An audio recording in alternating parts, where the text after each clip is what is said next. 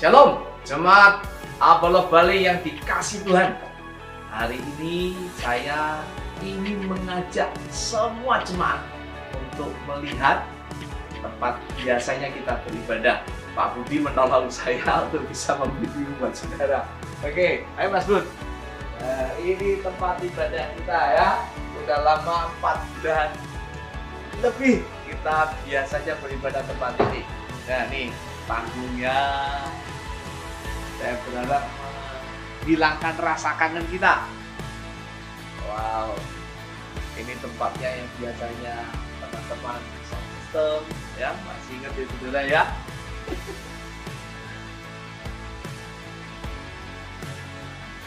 Wow, nah inilah tempat kita yang biasanya kita beribadah.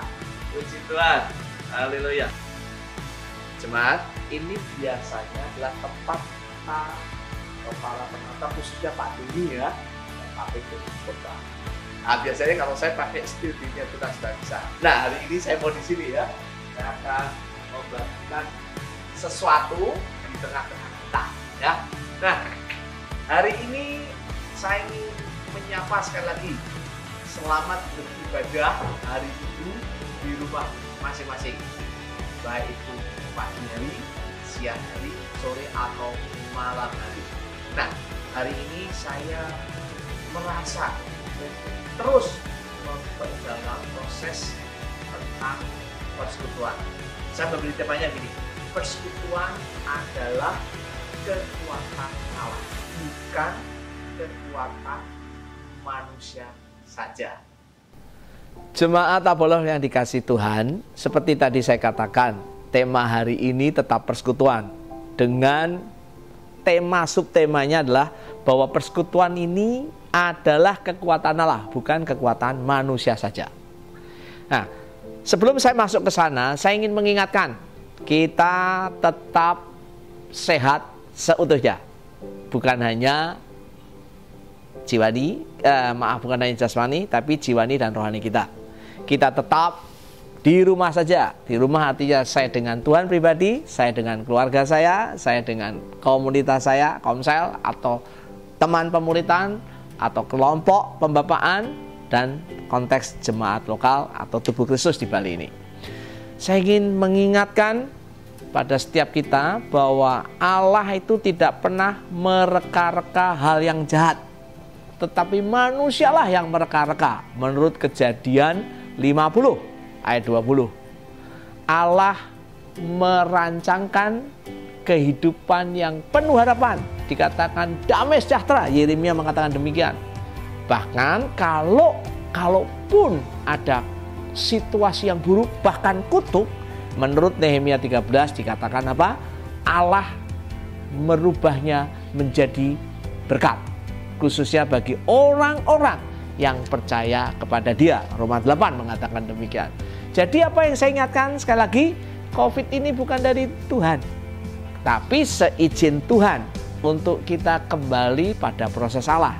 Nah, hari ini saya ingin mengingatkan proses ini.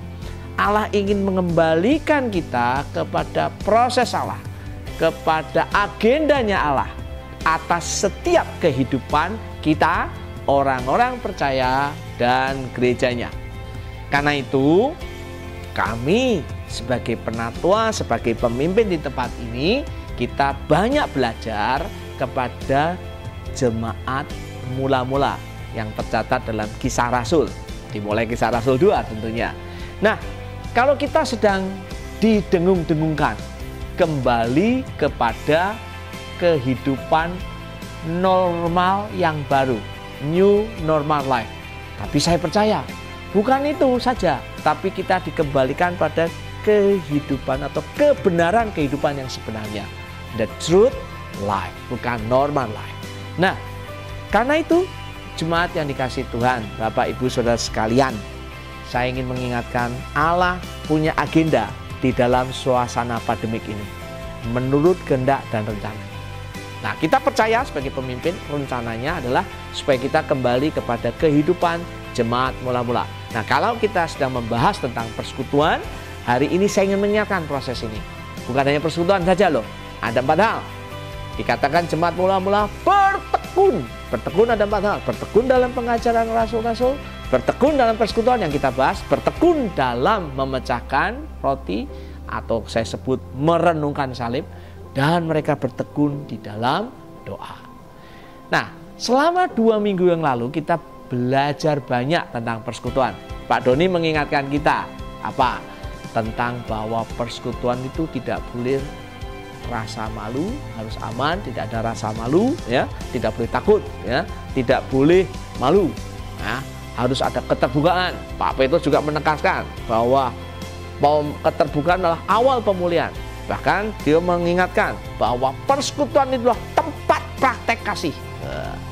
Praktek kasih dalam apa? Memperhatikan yang lainnya, memperdulikan, dan memberkati. Nah, mungkin ada pertanyaan sekarang. Pak Penatua, Pak Petrus, Pak Doni, Pak Bita, Pak tim PKS, bagaimana kami praktek? Nah, hari ini saya ingin kita bertemu dengan seseorang. Sebelum saya menyampaikan atau mungkin lebih tepat menyimpulkan, kita akan bertemu dengan saudara Teddy Kurniawan. Dia seorang bapak, suami dari Ibu Indri, dan mempunyai 3 putri. Sebagian teman-teman di ibadah 1 mengenal, atau ibadah 2 sebagian mengenal. Mungkin teman-teman break atau Kega, jemaat Kega mungkin belum kenal. Tapi hari ini saya ingin mengajak kita bertemu dengan mereka. Jemaat yang dikasih Tuhan, Teddy ini terimbas bukan hanya masalah ekonomi, tapi kesehatan. Kenapa saya katakan demikian? Dia harus cuci darah seminggu 2 kali. Kalau situasinya ya lumayan berat ya Kak ya, karena memang mau nggak mau ya saya sebagai kepala keluarga sebenarnya harus bertanggung jawab kepada istri dan anak-anak gitu ya. Tapi dengan kondisi yang ada memang sulit gitu ya, kondisinya begitu buat saya berat gitu ya untuk kehidupan ini gitu ya. Boleh cerita nggak Ted, apa sih tugas kamu atau fungsi kamu di Jemaat Abalov ini? Ya, tugas saya di Jemaat Abalov adalah sebagai tim PKS dan mengkoordinasi untuk komsel setiap minggunya. Sebagai tim PKS kan tentunya walaupun tim ya kan tidak mudah. Nah, bagaimana dalam situasi ini kamu sakit, bahkan tertekan karena tidak ada income, kamu coba memperhatikan orang lain. Nah, bagaimana kamu mengatasi perasaan-perasaan ini supaya kita bisa mendapat prosesnya dalam hidup kamu? Ya, kadang-kadang buat saya sih kadang-kadang berat ya Kak ya, karena dalam kondisi seperti ini tidak ada income, kemudian harus sakit juga gitu ya. Untuk memperhatikan diri saya sendiri aja berat gitu ya, apalagi harus memperhatikan orang lain gitu ya. Tapi saya di sini tidak mau berfokus pada diri saya sendiri gitu ya. Saya mau belajar untuk berfokus juga kepada orang lain gitu. Karena kasih Tuhan kan buat semua orang. Saya mau belajar untuk dalam kondisi sulit, saya belajar untuk tetap bagaimana berfungsi dalam tim PKS. Teman-teman di komsel kami ya, yang mereka sama-sama bergerak juga gitu. Kalau saya sendiri agak berat ya, tapi ketika teman-teman tim PKS bersama-sama kita cari solusi, kayaknya lebih mudah gitu. Itu yang saya. Tadi kamu mengatakan kamu mendapat kekuatan salah satunya melalui persekutuan. Nah, persekutuan dikatakan tim PKS. Kamu juga ada di dalam kelompok pemuritan. Boleh nggak kamu ceritakan apa ya hubungannya persekutuan komsel dengan ketika kamu kuat menghadapi situasi ini walaupun dalam keadaan yang sulit buat kamu? Tadi kan saya bilang bahwa ketika saya juga bersama-sama dengan tim PKS lainnya, saya melihat hubungan itu saling terkait gitu ya Kak ya. Terus dengan mentoring juga ya, saya juga dikuatkan di dalam mentoring gitu ya. Jadi saya tambah semangat lagi untuk melakukan tugas-tugas saya gitu di tim PKS gitu ya. Jadi itu yang menolong saya untuk saya bisa tetap kuat dan iman saya bisa terjaga ya. Ketika saya ada di dalam mentoring, saya ada dalam komunitas yang membantu saya untuk lebih semangat lagi gitu ya. Bahkan setiap minggunya kita komsel walaupun secara virtual, kita saling mendoakan gitu, saling menguatkan di dalam komsel itu gitu. Jadi tadi saya bilang bahwa ketika saya di dalam komsel, kemudian di dalam pemuritan itu saling keterkaitan gitu ya. Ketika saya dikuatkan di mentoring, saya bisa menguatkan di teman-teman komsel gitu ya. Dan bahkan di dalam komsel pun kita bisa saling mendoakan gitu. Walaupun secara virtual, kita bisa saling mendoakan gitu. Dan semangat saya, iman saya semakin dikuatkan dengan teman-teman yang lain gitu. Jadi itu yang membuat saya lebih semangat lagi. Jemaat, kita juga akan mendengarkan dari Pak Theo. Pak Theo ini adalah bekerja di dunia perbankan sebagai branch manager. Nah, dia adalah teman dari Pak Teddy atau Saudara Teddy di dalam tim PKS. Nah, bagaimana kesan dia dengan proses kehidupan Teddy ini? Terima kasih Kak Beta, Shalom jemaat. Ini ada pertanyaan yang boleh dibilang cukup sulit ya untuk kita jawab ya. Karena proses kita bertemu dengan Teddy dari kita menjadi satu komsel, terus menjadi tim dalam satu tim di komsel. Ya, kehidupan Teddy adalah kehidupan yang penuh dengan kejutan daripada Tuhan. Ya, kami mengenal cukup lama ketika proses dari ya saudara kami Teddy sehat sampai didiagnosa harus cuci darah, dan yang terakhir mengenai lingkungannya yang terdampak COVID, namun mereka bagaimana harus bertahan. Ya, dalam pemekati teman-teman di Komsel, saya sebagai tim di Komsel Teddy sangat terberkati dengan kepeduliannya yang mungkin dari kami tidak seperti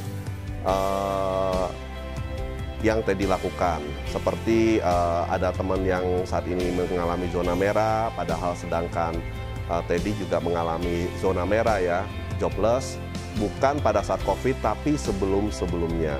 Sehingga membuat istrinya harus bekerja, dan juga dengan adanya COVID ini juga pemasukan otomatis juga akan berkurang. Namun hatinya untuk sering kita sharing terhadap teman-teman di Komsel, bagaimana dia kepeduliannya, sampai kita juga tertemplak gitu loh. Kita selama ini juga lebih banyak memikirkan diri sendiri. Mungkin itu saja yang saya lihat dari Teddy, kepeduliannya, dan juga untuk posisi bagaimana dia memikirkan orang lain itu yang belum ada di kami, dan kami belajar dari kehidupan mereka. Terima kasih. Saya akan minta pendapat atau pandangan dari teman pemuritan dari Teddy, yaitu Pak Heru. Ya, orang kenalnya Pak Heru Cleo. Nah, saudara akan dengar bagaimana pandangan dia dan berkat apa yang Heru dapatkan dengan prosesnya Teddy ini. Seringkali orang excuse ya, cari alasan, cari pembenaran ketika dia suruh lakukan sesuatu. Ah, keuangan saya terbatas. Aduh, saya sakit. Saya sibuk. Nah, saya melihat teman saya, Teddy ini, dia bisa punya 1001 alasan untuk berkata tidak. Saya tidak bisa. Karena kesehatan dia, karena dia harus cuci darah 2 kali, karena dia nggak punya income. Itu reasonable. Nah, tapi saya melihat Teddy nggak pakai itu sebagai alasan untuk dia lakukan, perhatiin Komsel, untuk dia berubah, untuk dia membantu orang sekeliling dia. Nah, dia nggak pakai alasan itu. Nah, kalau dibilang, oh saya lebih berat dari Teddy, dia lebih berat karena hidup dan mati. Nah, saya melihat Teddy adalah orang yang nggak excuse, nggak cari-cari alasan. Ketika saya telepon untuk dia mentoring, wah dia nggak cari alasan, saya sibuk. Tapi langsung, oh saya bisa Pak Heru, hari ini saya bisa. Nah, saya melihat antusias dia. Saya melihat passion dia, keinginan dia untuk bisa berubah. Apakah dia orang yang sempurna? Oh, tidak. Dia banyak bergumul. Saya tahu pasti itu di dalam mentoring. Tapi saya melihat dia mau berubah. Dia nggak tunggu sempurna. Oh, saya harus sempurna dulu Pak Heru untuk perhatikan orang lain. Enggak. Dia punya banyak kekurangan. Tapi saya melihat kerinduan dia untuk jadi berkat. Kenapa saya bilang seperti ini? Karena saya di tim C19 tahu ketika berurusan dengan orang-orang di Komsel, Pak Teddy adalah salah satu PKS yang aktif menolong kami. Jangkau teman Komselnya, hubungi, antusias, berkomunikasi dengan kami. Saya melihat itu. Nggak beralasan dia nggak punya uang, nggak beralasan dia nggak punya pulsa.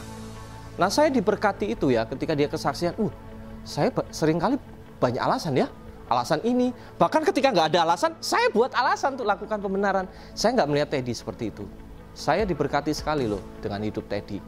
Jadi nggak tunggu harus sempurna, apa yang dia bisa lakukan, lakukan. Jadi nggak tunggu harus dia punya banyak duit, punya banyak waktu. Saya diberkati dengan hal itu. Apa yang kita bisa lihat dalam proses perbincangan kita dengan Teddy, dengan Heru, dan dengan Theo? Saya percaya kita mendapatkan berkat dari proses itu. Nah, saya ingin mengembalikan dengan tema tadi. Persekutuan itu adalah kekuatan Allah, bukan kekuatan manusia. Teddy bisa melakukan bukan karena kekuatan dia, tapi kekuatan Allah. Dan ditolong oleh persekutuan, yang saya sebut kekuatan Allah itu. Menolong Teddy bisa melakukan prosesnya. Terdampak secara kesehatan, cuci darah 2 kali seminggu. Terdampak dengan tidak ada income, zona merah, sebutnya bahasa kita, tapi tetap belajar untuk menolong. Nah, teman-teman melakukan prosesnya. Nah, hal ini saya ingin mengutip juga di dalam peristiwa yang mungkin bisa menjadi analoginya, menjadi proses pembelajaran kita. Dikatakan demikian. Di dalam Kisah Rasul 6, ayat 1-4, 7 orang dipilih untuk melayani orang miskin. Pada masa itu ketika jumlah murid makin bertambah, timbullah sungut-sungut di antara orang-orang Yahudi yang berbahasa Yunani terhadap orang-orang Ibrani, karena pembagian kepada janda-janda mereka diabaikan dalam pelayanan sehari-hari. Ayat 2, berhubung dengan itu ke-12 rasul itu memanggil semua murid berkumpul dan berkata, kami tidak merasa puas karena kami melalaikan firman Allah untuk melayani meja. Karena itu saudara-saudara, pilihlah 7 orang dari antaramu yang terkenal baik dan yang penuh roh dan hikmat, supaya kami mengangkat mereka untuk tugas ini. Tugas apa? Melayani janda-janda tadi. Dan supaya kami sendiri dapat memusatkan pikiran dalam doa dan pelayanan firman. Jemaat yang dikasihi Tuhan, ketika ada problem dan masalah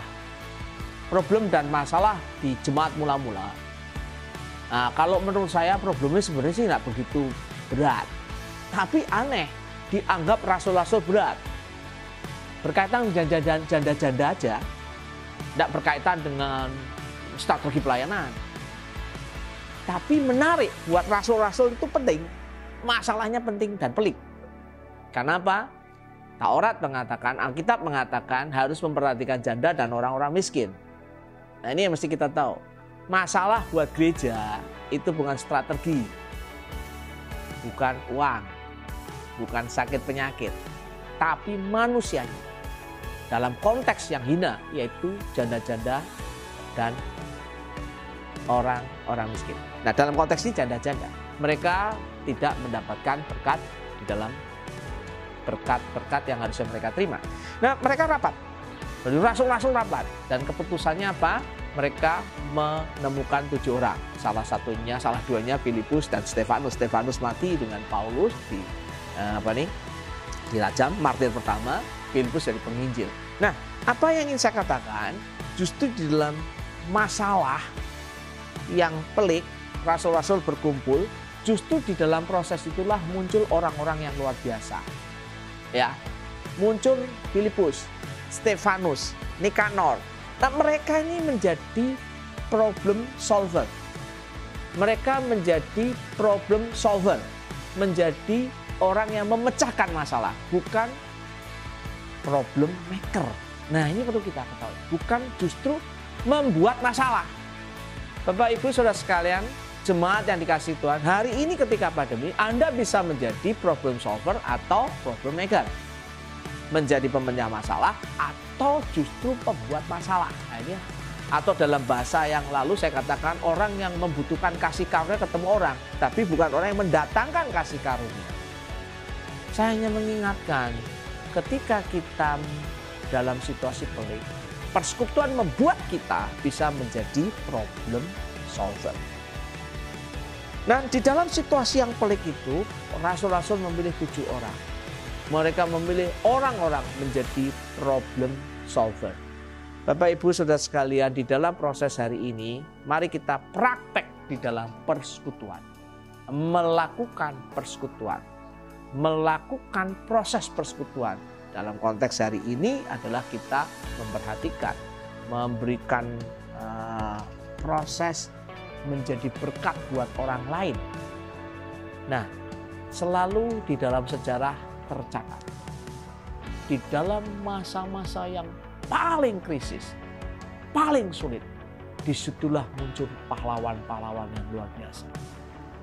Bangsa Israel dijajah, ditekan, bangsa Israel mengalami kesulitan, Musa keluar. Di tengah-tengah kesulitan, Samuel keluar. Di tengah-tengah mara bahaya, Gideon keluar. Sama, di tengah-tengah kehidupan kita yang sulit, sakit penyakit, ekonomi, Anda adalah pahlawan-pahlawan.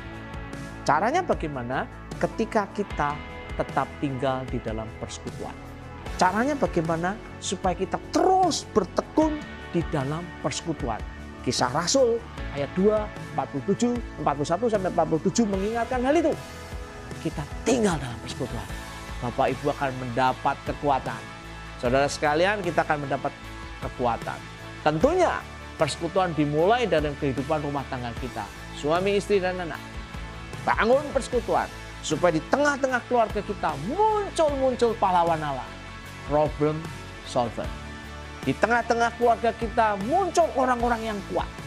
Mari gunakan hari-hari ini ketika kita bersama keluarga kita terus membangun persekutuan, interaksi, ya. Kita bisa punya kelemahan, kita bisa punya ketidakmampuan.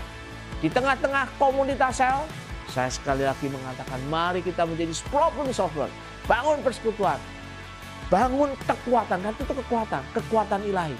Makanya itu bukan kekuatan manusia, itu kekuatan Allah yang diberikan melalui persekutuan.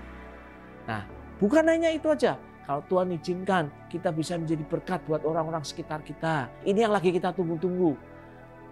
Orang percaya pada waktu di Kisah Rasul. Mereka menjadi berkat buat orang-orang di sekitar mereka. Mereka menjadi berkat buat orang-orang yang belum kenal Tuhan. Sampai mereka bertanya, apa rahasianya?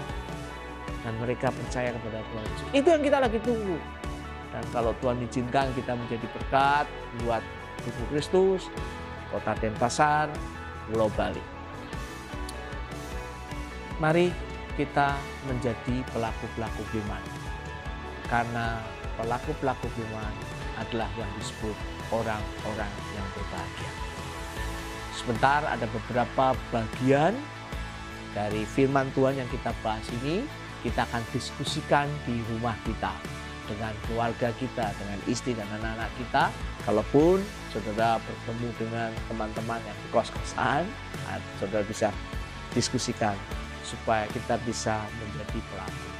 Tapi sebelumnya saya ingin mengajak kita semua berdoa.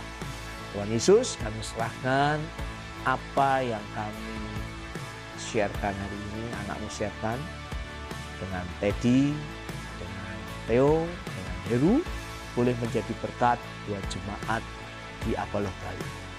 Boleh menjadi kekuatan untuk kami melakukan.